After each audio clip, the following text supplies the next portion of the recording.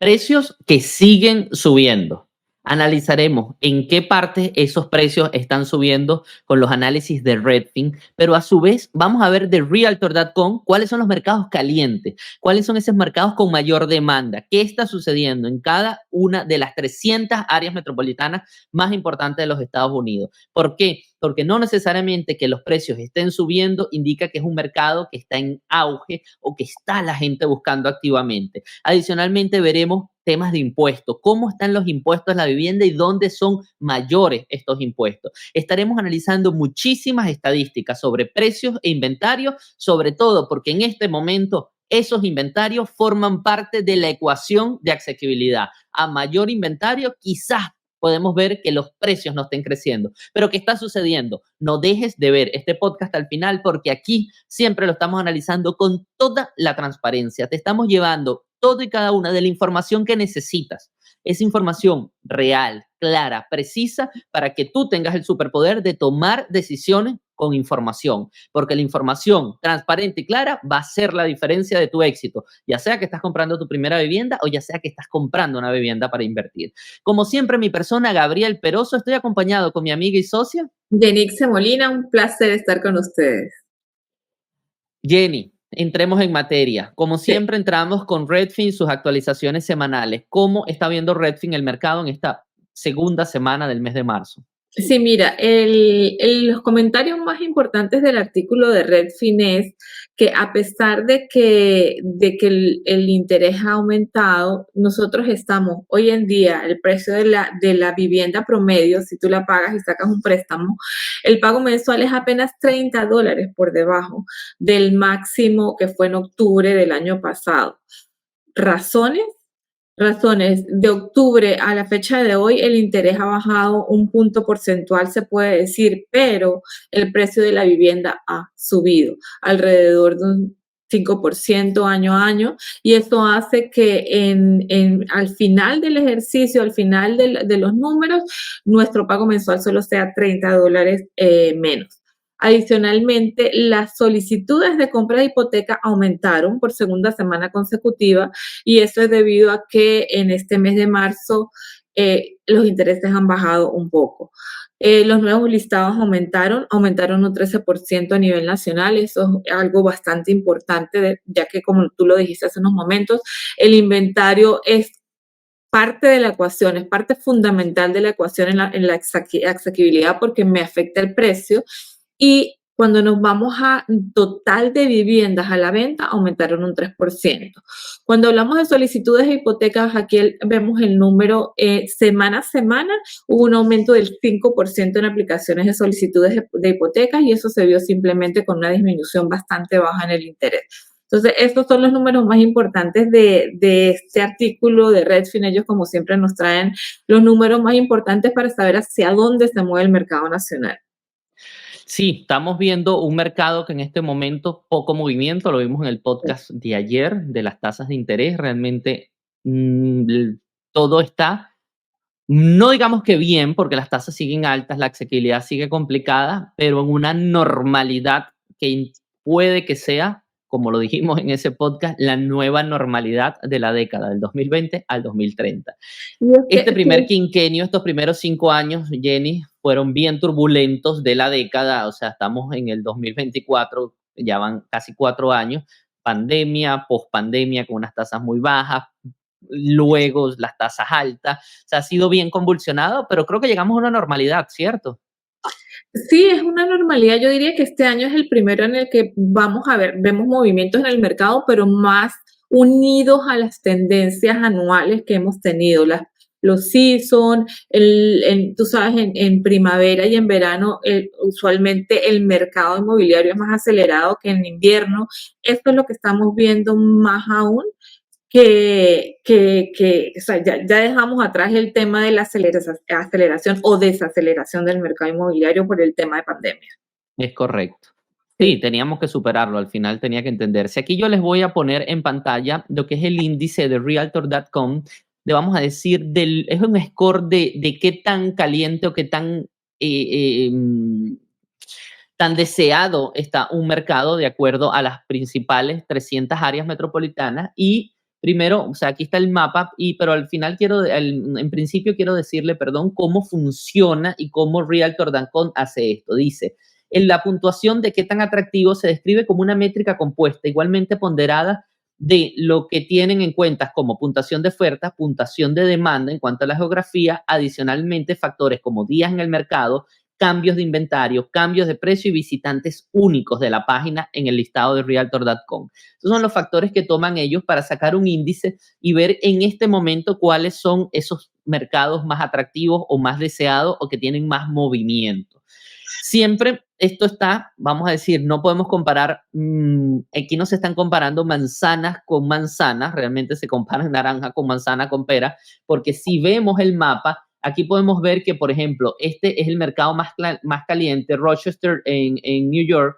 Vemos que es el mercado número 2 en caliente, por poner un ejemplo, pero vemos que es en el 49 en el tamaño de área de mercado inmobiliario. O podemos ver este otro, que sí es realmente el más caliente, que está 1 en el índice de deseo, pero está en el 122 deseo, basándose en todo esto, en qué tan atractivo. Sin embargo, podemos ver que aquí el menos atractivo está en el 232 como área metropolitana. Sin embargo, vemos mercados como New York y New Jersey que están en el ranking 1 de tamaño de movimiento inmobiliario, pero está en el 253. O sea, la relación oferta, demanda, precio, tiempo en el mercado hace que no sea un mercado que esté muy acelerado.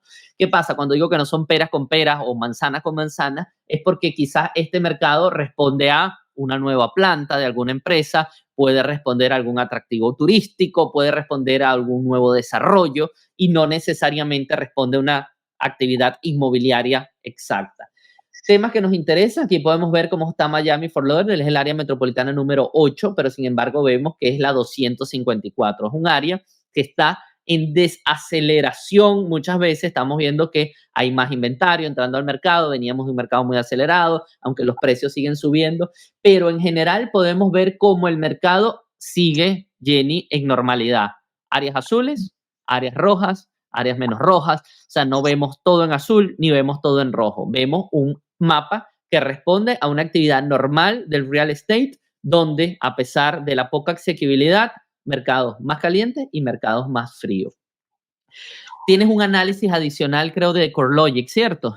Sí, CoreLogic sabemos que mide todo lo referente a precios a nivel nacional y nos trae un reporte, este artículo es del 27 de febrero, y nos trae un reporte de los precios del 2023 y dice, durante el 2023 tuvimos en diciembre del 2022 a diciembre del 2023 una ganancia de 5.5% en los precios de las propiedades.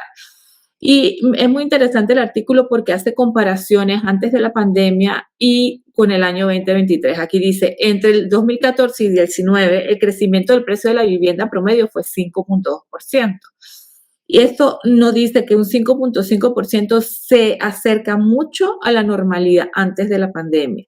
Sin embargo, también nos muestra que en el 2022 las ganancias promedio fueron del 14.8%. Volvemos al punto, esto fue un efecto pandemia.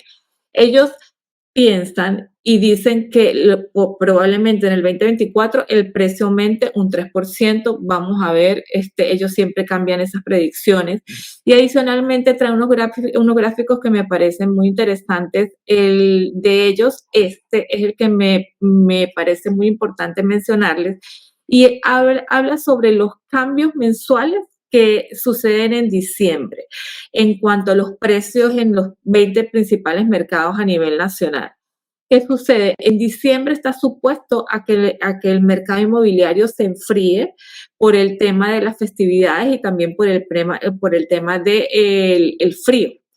¿Qué sucede? En Miami es la ciudad donde sucedió que el 0.3% hubo una apreciación en los cambios en los precios de la vivienda y el histórico del 15 al 19 es básicamente el 0%. Tenemos esta ciudad, por decir, estamos hablando de Las Vegas, entre el 15 y el 19 tenía una apreciación del 0.3% en diciembre y en el 23 del 0.2%. O sea, lo que quiere decir es, estamos en algunas ciudades llegando a las normalidades antes del 15 al 19, se puede decir, y en otras se están viendo cambios diferentes. Y por último, este gráfico habla de la apreciación del 2023 comparada con el 2022. Vemos Miami nuevamente, tenemos que en el 2022 tuvo una apreciación del 27% en el valor de las propiedades y en el 2023 del 6%. Tenemos Tampa, fíjate, 28% en el 2022 y en el 2023 solo un 3%. Entonces, realmente esta gráfica nos presenta de una manera bastante fácil de ver qué sucedió en el 2022 y qué sucedió en el 2023 y de allí medir las expectativas para el 2024. Sí, ahí, Jenny, yo quiero ampliar y mostrarle, eso es lo que dicen los expertos. CoreLogic incluso es uno de los expertos en los que nosotros más confianza tenemos, basado en que ellos realmente hacen un estudio no solo de sistemas, sino también de documentación, de cierres, etcétera, los closing, cómo estuvieron, para llegar a sus estadísticas. O sea, son muy estadísticos realmente. Sin embargo, mira este gráfico que nos muestra cuál es la expectativa de apreciación de precios de la gente, del dueño de las casas. O sea, esto se viene haciendo desde 2007 y se mide qué piensa el dueño de la casa que se va a revalorizar o se va a depreciar su vivienda. Aquí vemos cómo a enero del 2007 las personas pensaban que su vivienda ese año se iba a revalorizar alrededor de un 4.5 y aquí vemos toda la crisis cuando nunca pensaron que iban a perder valor, siempre pensaron que iban a seguir ganando. Aquí vemos el punto más bajo hacia enero del 2012, pero se han mantenido incluso durante la pandemia. Ellos no pensaron que sus viviendas iban a perder valor y estamos en el 3.5.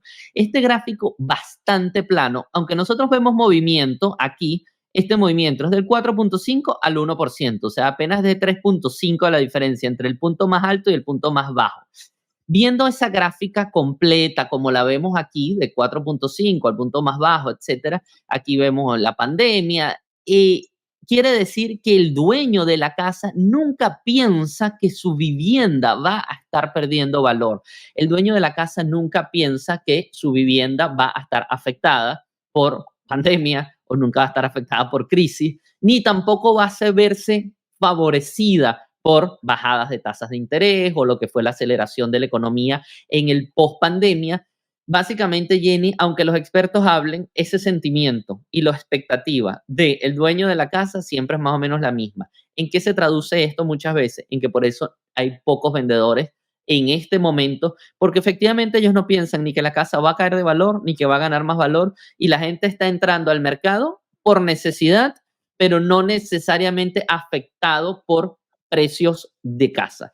Entonces, vemos como en efecto el mercado es bien disociado de lo que sucede en la realidad económica con lo que sucede en el sentimiento del dueño de la casa.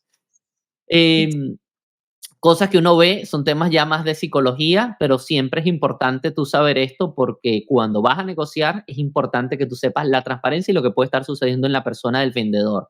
Hay que ver el mercado y tienes que tener la información, porque cuando tú tienes la información puedes influir en esto. O sea, quizás la persona no piensa que su vivienda va a ganar valor, ni piensa que va a perder valor, pero si tú como agente y tú asesorando a un cliente como tú llega al momento de sentarse con un vendedor, puedes ayudar tú con información a que esa persona cambie algo de su mentalidad de pensar de que su casa se va a revalorizar o no se va a revalorizar en el futuro. Por eso siempre está preparado y está de la mano de un experto.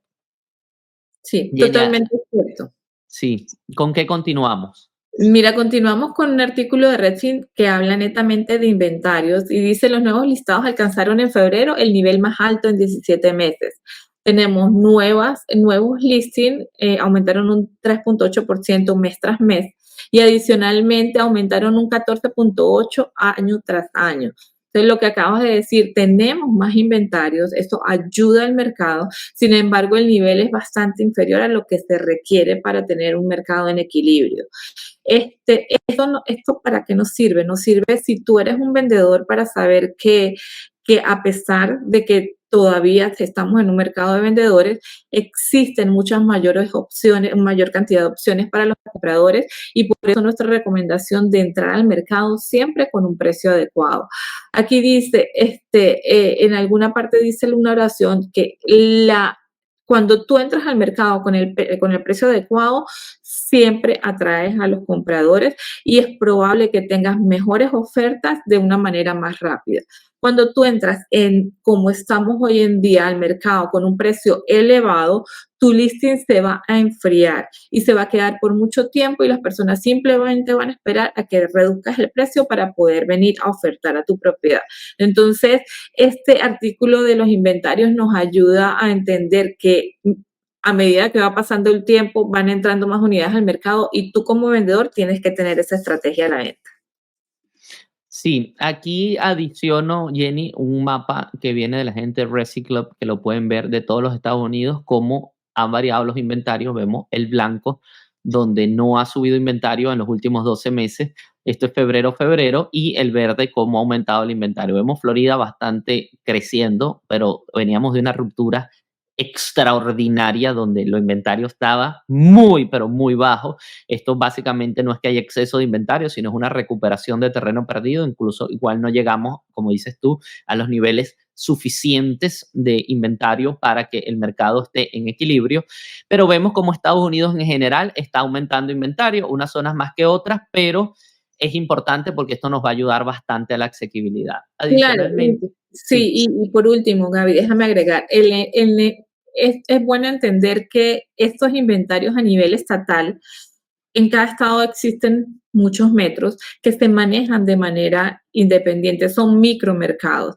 Y yo he visto ciudades en la Florida donde el inventario está bastante elevado, pero también he visto ciudades que no tienen el inventario suficiente y que aún estamos en 2 o 3 meses de inventario. ¿Cuál es nuestra recomendación? Busca una persona que conozca el mercado para que tú sepas como vendedor o como comprador cuál es la estrategia correcta para tú realizar la transacción que deseas. Entonces, estos datos son bastante generales. Necesitas a alguien especializado a tu lado.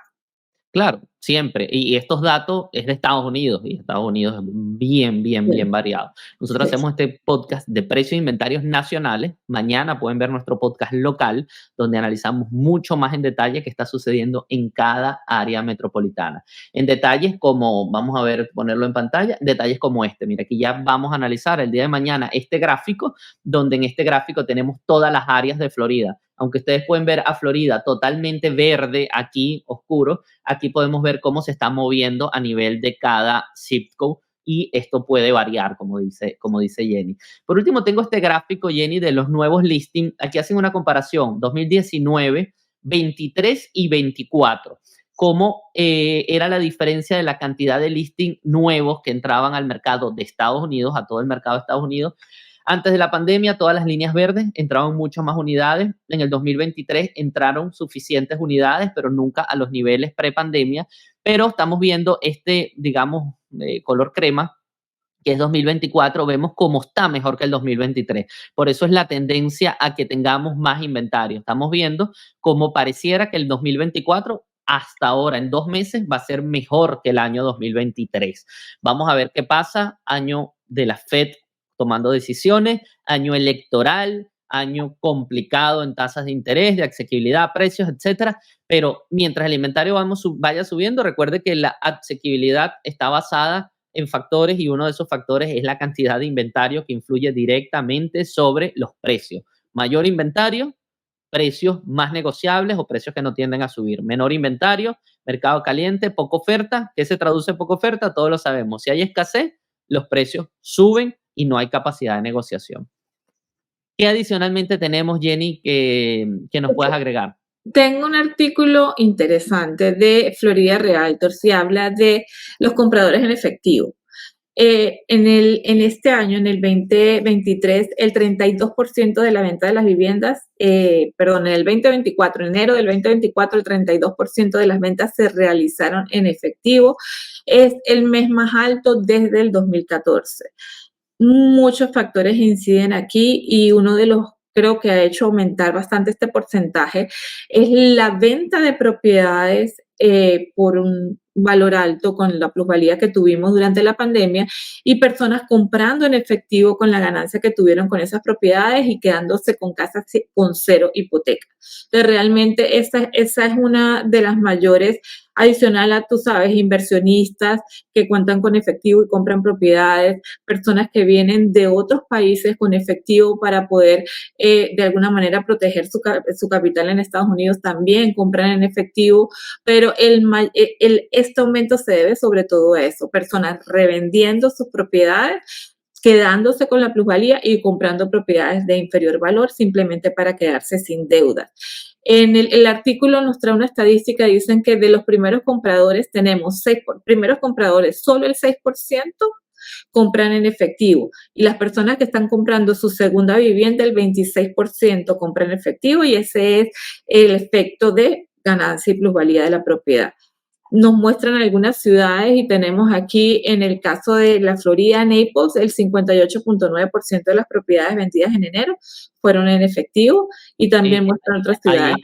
Ahí tenemos un caso, Naples, por ejemplo, Jenny, es un caso típico. Sabemos que Naples es una ciudad que por características de retirados, Sí. esos 58% operan dos factores básicos. Gente que ya tenía su vivienda, paga en alguna parte de los Estados Unidos, la vende y compra en Naples en cash, o la tiene paga, refinancia, saca algún dinero de la casa y paga en cash porque prefiere hacer un refinanciamiento en otra casa para comprar en Naples, pero básicamente gente que por su edad no va a asumir una deuda e incluso por su edad sabe que asumir una deuda puede ser dejarle un problema a sus herederos teniendo que pagar una casa y prefieren ir en efectivo. Entonces ahí vemos cómo los que decías tú, los micromercados, o sea, Naples 60%, dices que llega mucha gente adinerada. No, llega mucha gente mayor que posiblemente ya tiene una casa en cualquier parte de los Estados Unidos.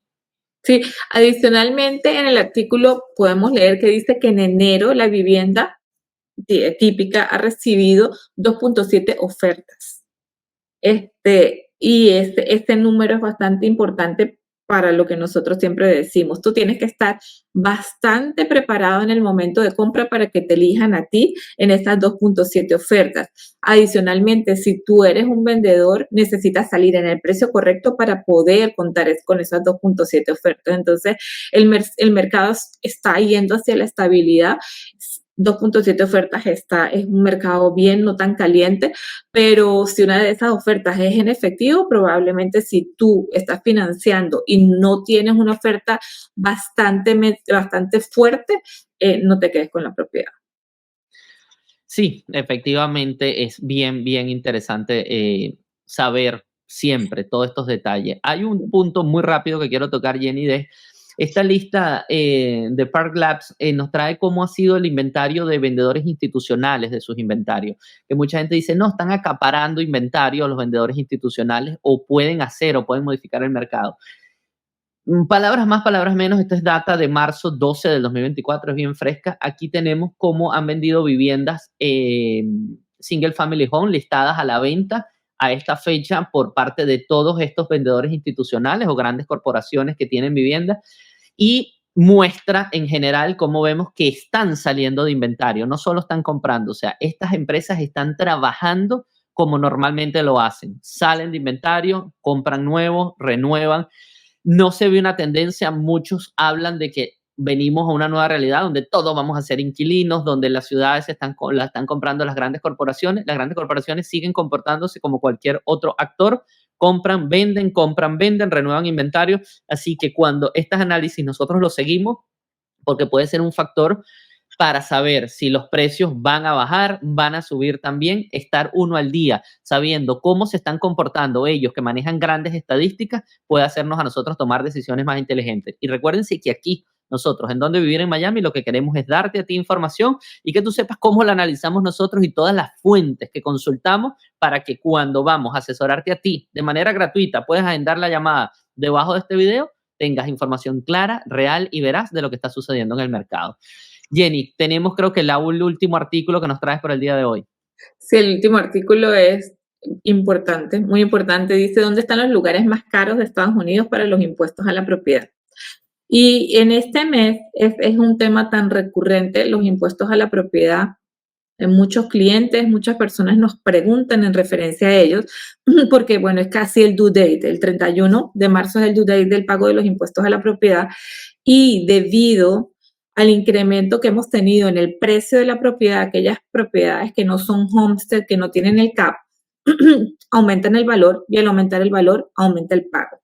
Hemos recibido llamadas de clientes que les ha aumentado el pago de impuestos a 12,000, 15,000. Tenemos una cliente que paga $30,000 de impuestos a la propiedad, y son muchos factores los que influyen en ella. Número uno, lo que tú pagas va directamente relacionado al valor de tu vivienda. Si es tu vivienda principal, en el caso de Miami, cada condado, cada ciudad, cada estado funciona de manera diferente. Es importante que sepas en qué basan o qué excepciones tiene el impuesto donde tú vives, pero lo más importante que sepas es que va directamente relacionado al valor de la propiedad. Van desde un 2% hasta un 0,5%, y todo depende nuevamente del sitio donde vivas. No siempre los pagos de los impuestos están agregados en el pago mensual de tu hipoteca. Tenemos bancos que los agregan y bancos que no. Tienes que saber muy bien si no está, tener tu dinero y poder pagarlo cuando corresponda. Pero bueno, yendo al artículo, discúlpeme, ¿dónde se paga más? Entonces tenemos que es en New York. En New York tenemos una vivienda típica, el precio es 750,000 en Westchester County, y el pago de impuestos a la propiedad es 15,300. Entonces ahí estamos hablando de casi un 2% del valor de la propiedad. Es bastante alto cuando vemos que hay otras que tienen un solo 0,5%. Estos impuestos a la propiedad, también otra cosa que es importante, en el caso de nosotros, para cuando tenemos un cliente y está buscando la calificación para un préstamo, uno de los factores que siempre vemos es el cuánto está pagando la propiedad que mi cliente quiere comprar en impuestos, y eso me ayuda en la calificación para el banco. Pero ¿qué sucede? Tan pronto tú compras la propiedad, el valor del impuesto sube porque va relacionado a tu valor de compra. Y he vivido casos donde un impuesto de una propiedad de $1,000 me sube a $15,000 en año y medio. Y como comprador es bueno que tú estés preparado, y nosotros le damos a nuestros clientes el número y le decimos, tienes que ahorrar de aquí a allá, porque en año y medio tu pago mensual va a subir de X a X más el valor del impuesto nuevo.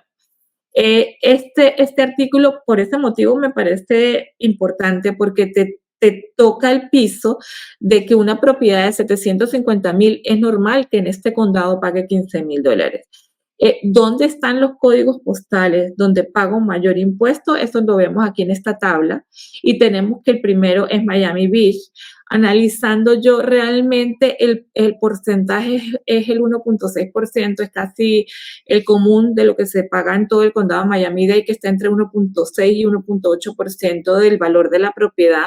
Pero ¿qué sucede? En Miami Beach la densidad de la vivienda, el precio medio es tan elevado que por supuesto es un código postal donde se pagan bastante impuesto, pero cuando vamos al porcentaje, el porcentaje es un porcentaje regular. Entonces, el punto es, en este zip code se paga la mayor cantidad de impuestos, en este condado se paga también un gran porcentaje de impuestos. Lo más importante aquí es que tú tengas el número claro y que sepas que el impuesto a la propiedad es un valor importante de tu economía cuando tú compras una propiedad. Entonces, existen posibilidades de tú proyectar cuánto vas a pagar simplemente con una ecuación matemática y sabiendo cuánto es el porcentaje de ella para que te prepares. La persona que está al lado tuyo y que te está asesorando debería de decirte más o menos cuánto sería tu pago mensual, pero realmente, sobre todo todos los marzos, yo lo veo que las personas se asustan y se preocupan mucho porque tienen que sacar del bolsillo, tú sabes, un valor significativo de dinero. Así es. Por último, quiero mostrarles cómo nosotros podríamos lograr que el mercado de la vivienda fuese el mismo de antes de la pandemia, la década más asequible. Básicamente aquí tengo un gráfico impresionante donde nos muestra qué tenemos que hacer, qué ajustes se requerirían para que Estados Unidos volviera a la asequibilidad. Tendrían que caer los precios en 41% o tendríamos que tener 69% más de ingresos en nuestra familia o tenía que bajar las tasas de interés un menos 4.3. Todo eso se tendría que dar para que llegáramos a un mercado como el de antes de la pandemia. Vean lo difícil que eso es imposible que suceda, que caigan las tasas 4.3, a menos que venga otra pandemia, pero si viene otra pandemia, quizás el Lincoln no vaya a subir el 69%, que los precios de las casas caigan en menos 41%. Señores, es una nueva realidad. Todo esto se lo muestro para que ustedes entiendan que estamos ante una nueva realidad. El mercado, en el lustro que nos queda, los últimos 5 años de la década del 20 al 30, es un mercado en el cual tienes que estar informado, en el cual tienes que estar asesorado, en el cual tienes que entender qué es lo que está sucediendo. Esto ya no es un juego de estoy al lado de un parque de Disney, me va a funcionar, o tranquilo, no te preocupes, es que en esta zona todo sube de precio. Analiza, porque quizás todo sube de precio, pero no la vivienda que estás intentando comprar. Quizás todo funciona, pero no en la forma en que lo estás intentando hacer. Asesórate, busca gente transparente, honesta, que te traiga la verdad.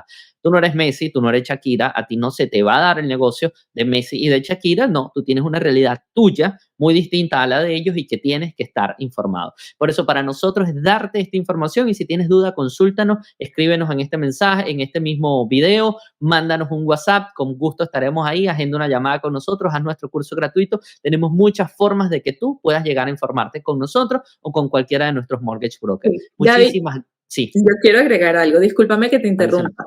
De la tabla que tú estabas mostrando, pues obviamente me muestra tres factores que son bastante difíciles de lograr para yo poder tener la misma asequibilidad.